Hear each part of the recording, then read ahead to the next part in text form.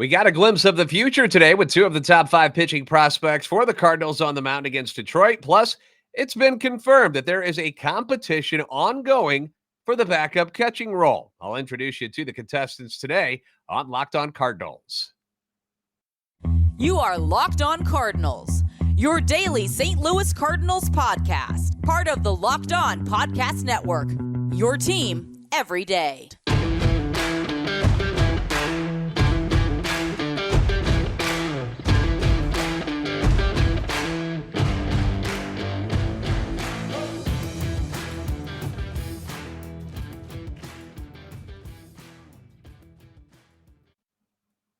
Hey there, Cardinals fans. I'm JD Hafford, and I'm a national radio sports anchor, born and raised in the Lou, and a lifetime Cardinals fan. And I'm your host for Locked On Cardinals, part of the Locked On Podcast Network, covering your team every day. You can follow me on Twitter at JD Sports Radio, as well as the podcast at LO_Cardinals.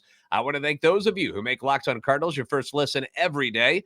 We are free and available wherever you get your podcasts. It's iTunes, Spotify, Google Podcasts. You can find us on YouTube.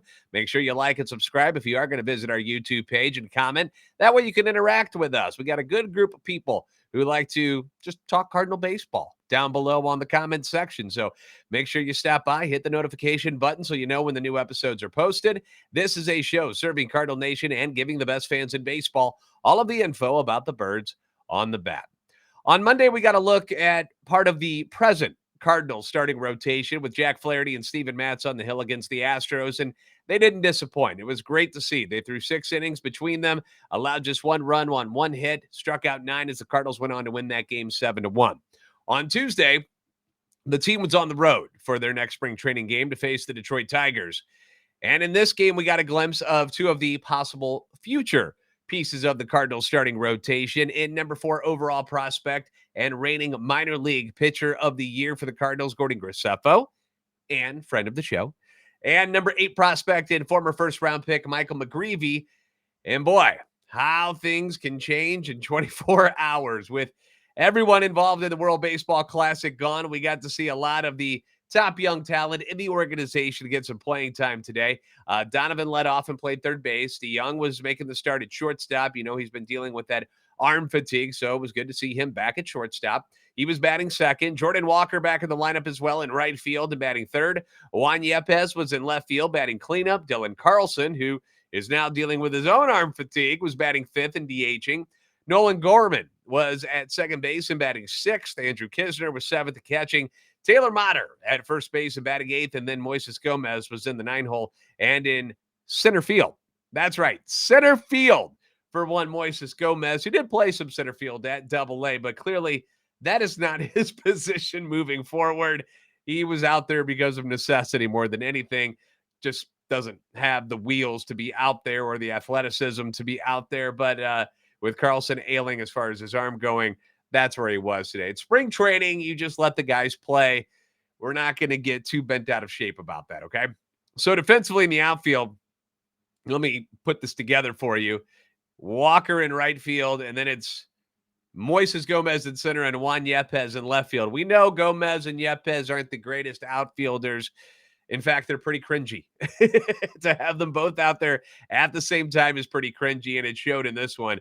According to the radio broadcast, which unfortunately we didn't have a Cardinals broadcast today. They weren't on TV, so I had to listen to the Detroit Tigers radio broadcast, and it's just not the same when you have to listen to somebody else talking about your team. Their announcer over and over kept saying Jordan Walker was 6'8", like consistently kept bringing it up that he was 6'8", and he's not. In fact, he's 6'6". They're just adding 2 inches to Jordan Walker for some reason. I don't know why, but he kept saying it, and it kept driving me nuts today. But anyway, they were talking about a few misplayed balls in the outfield by Gomez and Yepez that would probably have been outs. In fact, Yepez did drop a ball today after some miscommunication with DeYoung on a fly in the first inning. But those plays are likely going to be caught if you had your normal outfield out there, whether with Carlson, O'Neill, and Nootbaar. Even if you have Walker in right field, these balls that were getting past Gomez and Yepez today likely going to get caught by the guys who are normally out there. But like I said, it's spring training. Got to let the guys get in the work. So hard to whine and moan about this. But it surely doesn't help the pitching staff at all.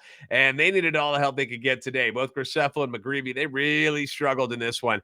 Graceffo got the start and is mostly known for his fastball, slider, and his changeup and his control. Normally very much around the strike zone. Didn't show much of that today. He got the first hitter on strikes, and he looked good. He was pumping some heat around 98.2, I think was what he topped out at on strike three. But then he gave up a single. Then there was a double, making it 1-0. Then the Yepes error before getting a 5-4-3 double play to end the inning. So nothing too alarming in that first inning. And the second, he allows a 2-out walk, which we all know is usually very bad news. And in this case, it was, because the next hitter doubles, and then the next hitter doubles, and then there's a single. And just like that, it's 4-1. And the Cardinals are in a big hole. Third inning, it gets a little wild again, allowing a one-out walk, and then he throws a couple of wild pitches, which leads to another walk, and then his day was over. Final line for Graceffo today: 2 2/3 innings, 4 runs, 5 hits, 3 walks, 1 strikeout, 2 wild pitches on 57 pitches. The ERA this spring is now at 7.71. Going into spring training, we didn't think Graceffo was going to be on the team. We imagine he's going to be starting at Memphis, which is where he really does belong. But you were hoping to see, something better than that here in his second outing of the spring. But unfortunately, it didn't happen. But what you're hoping is that here in the spring, that he can live and learn and, use this information moving forward so that he's better the next time that he's called upon. Again, it was hard to tell on the radio broadcast, but it sounded like Gomez had a lot of issues on fly balls in center field, which may have led to the extended inning. So you got to keep that in mind when you're talking about these pitchers and what they're dealing with in the outfield, where some of these balls may have been caught and the innings wouldn't have gotten away from them. But it was clear the Tigers weren't missing the ball very often. And, maybe it's just one of those days at the ballpark where the other team is just better, because the Tigers were slugging today, okay? Ollie brings in number 8 prospect Michael McGreevy in the bottom of the 4th inning for his first action of the spring, and things didn't go any better for the former first-round draft pick, who was doing his very best Rick Wild Thing Vaughn pre-glasses impersonation. He was all over the place. We're going to talk about his performance, and I don't want to focus on just negative stuff here. It's not who I am. So there were some positive things to take away from today's game. So we'll point those out as well. And we'll be doing it next year on Locked On Cardinals. Now, these days, every new potential hire can feel like a high stakes wager for your small business. You want to be 100% certain that you've got access to the best qualified candidates available. That's why you have to check out LinkedIn Jobs. LinkedIn Jobs helps find the right people for your team faster and for free. If you're picking from the not so good candidates, your business is probably not going to thrive if you have to keep hiring those people. And that's where LinkedIn jumps in. If you're running a business and you don't have time to waste on candidates who just aren't a good fit for the opening that you're hiring for, you want to find that right person as fast as possible. And LinkedIn can make this process easier than you've ever imagined. You get your job opening written up, you add your job in the purple hashtag hiring frame to your LinkedIn profile to spread the word that you're hiring, and you can do all of this for free. Simple tools like screening questions make it easy to focus on the candidates with just the right skills and experience, so you can quickly prioritize who you'd like to interview and hire. It's why small business rates LinkedIn Jobs number 1 in delivering quality hires versus leading competitors. LinkedIn Jobs helps you find the qualified candidates you want to talk to faster. So post your job for free at linkedin.com/lockedonmlb. That's linkedin.com/lockedonmlb to post your job for free. Terms and conditions may apply.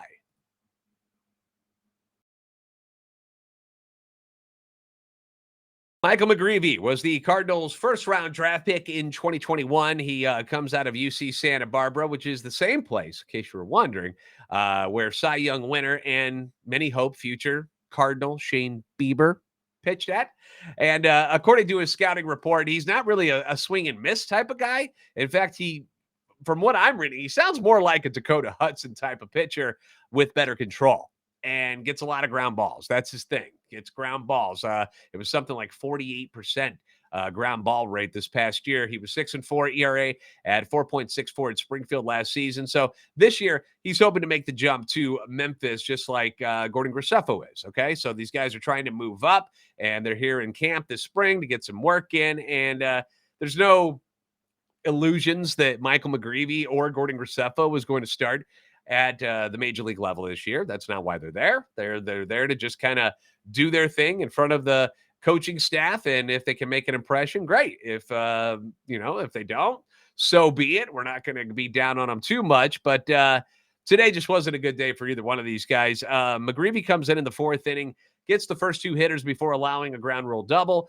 Then he hits a guy before getting the third out. No harm done there. But fifth inning, he allows a leadoff double to former number 1 overall pick Spencer Torkelson on a slider up in the zone. Then a base hit to right field on a sinker up in the zone.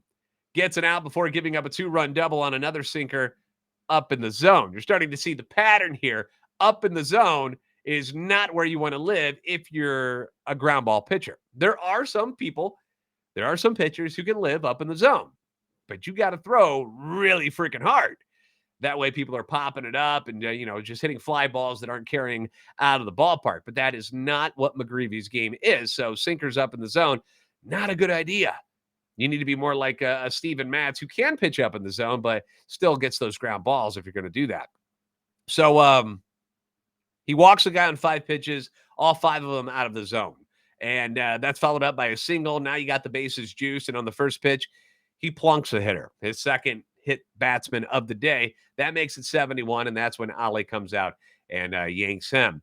Veteran Andrew Suarez comes in relief, strikes out the first hitter he sees, but then allows a bases clearing double, which makes the score 10-1. And then things are really blown out of whack there. We're looking at this just huge deficit before Suarez punches out that final hitter. So your final line for McGreevy: 1 1/3 innings pitch, 6 runs, 5 hits, 1 walk, 2 hit batters, no strikeouts. Kind of ghastly. And the rest of the staff didn't fare much better. I'm not just picking on Graceffo and McGreevy here. It just was a bad day for Cardinals pitchers. Packy Naughton comes in, gives up 2 runs, 1 earned after a throwing error by Kramer Robertson. Gave up 2 hits in just 2/3 of an inning. The Cardinals' number 18 prospect, Inohan Paniagua. I think that's how he says it. I didn't actually hear this portion of the broadcast. I had to go do some things, but I think that's how they're saying it. Inohan Paniagua. I think I nailed it right there. Anyway, he comes in next, and he hits a guy and then gives up a 2-run home run. All right. And another name that is in the running for a spot in the bullpen, Anthony Masevich. Remember, they picked him up, the left-hander who was with the Royals and the Mariners. He walks a guy and gets touched up for 2 runs on 4 hits. So just a bad day overall for the pitching staff, who ends up surrendering a combined 16 runs on 19 hits. They walk 6. They hit 3 guys. Just ugly, an ugly day. And it's one of those games in spring training where you just got to be like, all right, that sucked, but let's just move on in our lives. Positive side of things, let's go over to the offensive side of the team. Jordan Walker, he had another hit today. He's now hitting .417 on the spring. Dylan Carlson hits his second home run of the spring and did it once again from the left side of the plate. And Nolan Gorman was 2 for 2, and he smacked his second home run. Actually, I got a picture of this one for you. There you go, YouTube. Nolan Gorman, 2 for 2, smacked his second tater of the spring. He's got his batting average up to .353 now in spring training in Grapefruit League action. And I saw some chatter online. A lot of people were talking about, hey, what if Gorman just takes over this starting second base job over Donovan because of how well he's hitting so far? And he's looked good in the field too. I don't want to take anything away from him there. He has been very solid at second base so far. And to be honest, I don't think there's going to be your quote unquote starting second baseman this year. I think it's going to be a rotation depending on matchups and who needs rest. I really think that's what they're going to do. We know Donovan can play everywhere. You can plug him in to whatever spot you need him to play. You'd like for him to play more at second base than anywhere else, but when Arenado needs a day off at third base, stick Donovan over there. If Edman wants to, play a little second base, Donovan can play shortstop there, but you got Paul DeYoung. So Edman can still be over at second base at certain times. Gorman, When he's not playing second base, you want him to be your DH, especially against right-handed pitchers because he's got the tremendous power. Not so great against left-handed pitchers last year. Maybe he'll improve on that. I don't know if that's going to work, but you've got other guys who hit from the right side of the plate who will be a great DH against left-handed pitchers. And same thing in the outfielder. In the outfield, Walker makes this team. You can just rotate these guys around depending on matchups and health. The DH has really helped the Cardinals here because it allows guys to get days off from the field, but still keep their potent bats in the lineup. So it's working out kind of nicely with all the depth that the Cardinals have displayed thus far, that these guys are still going to be in the lineup whether they're playing the field or not.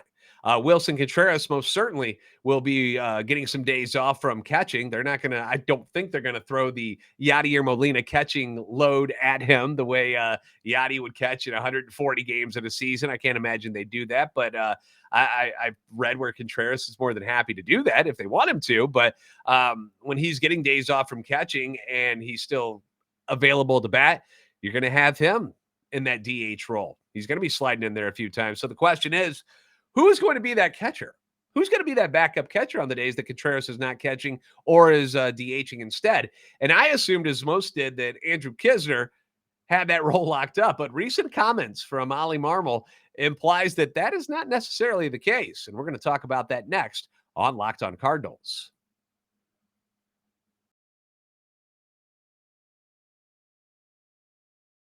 Last year, Andrew Knizner actually caught more games than Yadier Molina. We remember Yadi was banged up last year, and there was a time in the season that Yadi was contemplating whether or not he was going to even come back to the team because his knee was bothering him so bad. But injuries made it where Andrew Knizner had to do most of the starting, and it was assumed that Kiz would automatically be the backup to Wilson Contreras after they signed him. And he still got the inside track, don't get me wrong, but it's not going to just be given to him. He's going to have to earn it this spring. At least that's what Ollie Marmol is projecting with his recent comments, saying this about the backup role. It's a competition. It's very similar to competitions in the outfield and with bullpen slots. When you go into it and say there's real competition as to who's going to be the backup, I think that's fair to those guys behind Contreras. That position is extremely important, and the backup catcher is a spot you need high trust in. He's usually a high-trust, low-maintenance guy that understands his role. The backup catcher position will change a little bit, and that's why we want to make sure that we're not viewing this as, hey, this is Knizner's job. No guys are competing for it, and we'll make a decision once we break camp. Well, okay, then. And I'm assuming that they told Knizner this, that like, hey, just so you know that this isn't just your job. You have to earn it. And Knizner, he's been with the team for 4 years now, but was truly the backup the last 2 seasons, playing in 63 games in 2021 and then 96 games last year, respectively.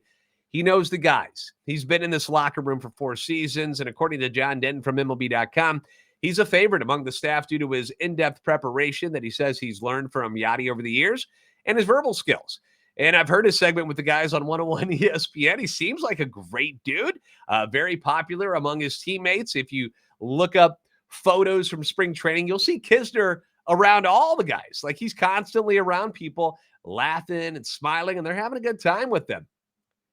But you have to look at the performance on the field, and Kiz hasn't done all that much to make himself stand out. He's not doing anything that's so great where you're like, well, that's irreplaceable. And sometimes a little healthy competition, it can help bring the best out of players. And I think that's what Ollie is trying to do here, trying to motivate Knizner to be better. He just wants to see more from him. And the guys who are pushing him this spring, I'm going to introduce you to some of these names here in case you're not familiar. We've got Trace Barrera, who went yard the other day. You've got Ivan Herrera waiting in the wings to take over one day, although I don't understand the point of having him start the season in St. Louis and just sit and be the backup to Wilson Contreras. It just doesn't seem all that productive to me. I'd rather him be the main catcher at Memphis this year and getting as much work in as possible. That's what I think is the smart thing to do. That's what I think they're going to do. You've got Pedro Pajes, and Denton brought up Jimmy Crooks III, who is the number 16 prospect in the system, but he didn't get above A ball last year. So I can't really say that that's somebody who's threatening to be up at the major league level this year. The Cardinals also have another catching prospect in Leonardo Bernal. He's their number 11 prospect, but he's only 19 years old so far. So he's not doing anything, as far as major league level yet. Now, I'm not going to pretend that I know how good or how bad these guys are calling games in the spring. I have no idea. But offensively, I can look at the numbers, and so far this spring, Andrew Knizner is hitting a whopping 83 with 3 strikeouts and 12 at-bats. Small sample size, of course, but that's the second most at-bats of any of the catchers. Wilson Contreras has the most. Ivan Herrera hitting 3 for 7. He's hitting 429. But again, I think he's set to carry the full load at Memphis this year. Next is Pages, who is just 1 for 6. And then you've got Trace Pereira, who was just 1 for 4, but he hit that home run that I mentioned. And I guess people have been talking about his offensive capabilities around camp. Could any of these guys do enough to force the Cardinals' hand and make a change at the backup catcher position? Maybe, but I don't see them. It just doesn't seem like a smart idea to shake things up. I fully expect Knizner to be the backup catcher on opening day. But I really hope that outside of Contreras, that this position isn't the black hole that it's been the last couple of seasons in the lineup when Contreras is not catching and maybe he needs a full day off. I'm hoping that we see a little bit more of Andrew Knizner this year, who had a couple of decent months last year, but he also had some really bad months last year, and he just hasn't been able to keep that consistency going. And sure, it's tough being the backup to Yadier Molina when normally he's hogging all the playing time. But last year, he had a chance to show that he could do more, and he had little moments here and there. But again, nothing is standing out about Andrew Knizner as a hitter. I think the best thing that he's got going for him is that everybody likes him, which is good. You want to be around people you like. And maybe that's something that they're willing to look past, his offensive caps, if you will, where he's never going to be somebody who gives you all that much offensively. But if he can call a good game and he gets along with everybody on the staff and him and Contreras have a good relationship, then, you're willing to look past some things. One final note. Oh, I do want to mention this, though. Here's something that kind of thinking outside the box, though, too, is if one of these other guys catches fire and kind of passes Knizner as far as the backup role, maybe Knizner could be used as a trade piece to another catcher-needy team. Everybody can use a good backup catcher. So that's just something to think about. One final note before we wrap things up here today. We did get some World Baseball Classic news today, and it was announced by Team USA that our very own Adam Wainwright is going to start Team USA's first game on Saturday night against Great Britain. Miles Michaelis tentatively scheduled to start Game 4 on Wednesday against Colombia. According to Ali, they will likely be capped at 4 innings or 65 pitches. Apparently, Ali and Adam have known about this for weeks, that he was going to get the ball in Game 1 for Team USA, and that they actually planned their spring training schedule as far as, his bullpens and what games he was starting around him being able to be ready for that first game for Team USA. So I think that's cool because Adam's clearly excited to be on Team USA this year in his final year in the major leagues. And I think that's pretty neat that he's getting the start in Game 1. The Cardinals do have a Major League Baseball high 17 players from their organization participating. And the games are going to begin tonight, actually, with the Cuba team against the Netherlands at 10 p.m. St. Louis time. I believe those games are on Fox. I think so, FS1. Don't quote me on that, but I think that's when. But I know 10 o'clock is when that first game is going to be played St. Louis time. And that Cuban team is it's straight dirty. A lot of studs on that one. So I'm going to tune in to that game tonight for sure. Cardinals back in action on the diamond tomorrow against the Yankees at 12:05. Jake Woodford is set to get the start against Garrett Cole. Thank you for making Locked On Cardinals your first listen. Now for your second listen, check out Locked On Fantasy Baseball. You can win your league by listening to Matt and Dom every day. They break down the best fantasy draft strategies for you. They've been going position by position recently. I'm tuning in. I want to win our league.